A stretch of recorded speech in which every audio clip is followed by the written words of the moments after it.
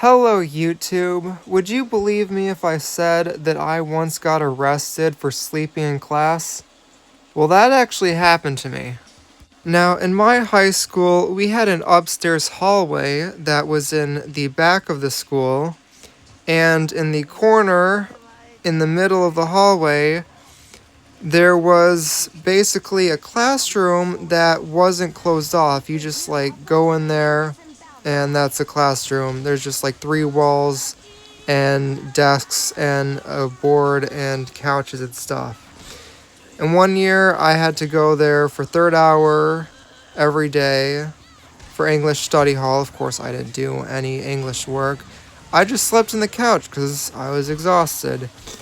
And one day, my English study hall instructor said that she was sick and she needed to leave because she was sick, and that I was supposed to go to the classroom across the way. And I didn't know what across the way meant because I had never heard someone say that before, so I just ignored her and went back to sleep. And 10 minutes later, my instructor shows up, the administration shows up one at a time, the cops show up, the EMT people show up, and I hear one of the administrators go on the speaker and say that there's something wrong with one of their students, and they evacuated the whole school because I was sleeping in class, and they got the room blocked off with rolly whiteboards like this is some kind of government operation. So I get up, and the EMT people are asking me to count backwards from 20 and asking if I took anything, like they think I'm on drugs or something. I decided to make a run for it, so I jumped on the couch and tried to run out the room, and one of the cops tackled me and started shouting, "Give me your hands." I eventually let him cuff me, but I mean, if you're gonna be that aggressive, you might as well just grab my hands and put cuffs on him.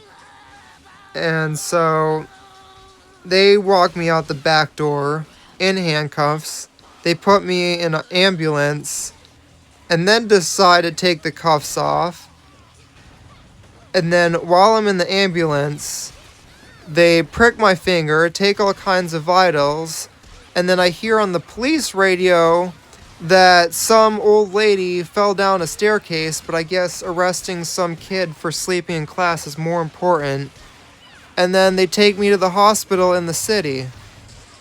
And if you're wondering why the school would want to waste money on an ambulance trip all the way to the city, well, they thought they were going to get my mom to pay for it. I also heard a rumor from one of the cops or EMT people that I had crystal meth and exotic mushrooms in my bedroom. First of all, I don't know how they would know what's going on in my bedroom because I didn't even live in the city that I was going to school in. And second of all, I had wild mushrooms, which I picked from one of the school garden beds. So I guess that fits the definition of exotic mushrooms.